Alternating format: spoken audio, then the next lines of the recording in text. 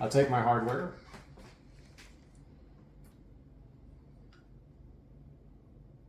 And I mark my center line of where my screws need to be, right? Mm-hmm.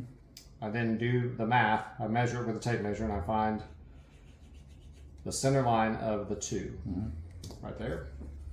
So there's my jig, if you will. And so now I can take a speed square and I know that the bottom of my pool is right there. And I know that the pool, the hardware itself. Yeah, right. You mark the edge. If I want to mark outside the edge, yep, I'm right here and right here. So now I can come over here, and now all I have to, I take another speed square and I find where my center line is. So I now know that my center line is here and here. I take that, I line that up right there. Don't press hard. I'm not.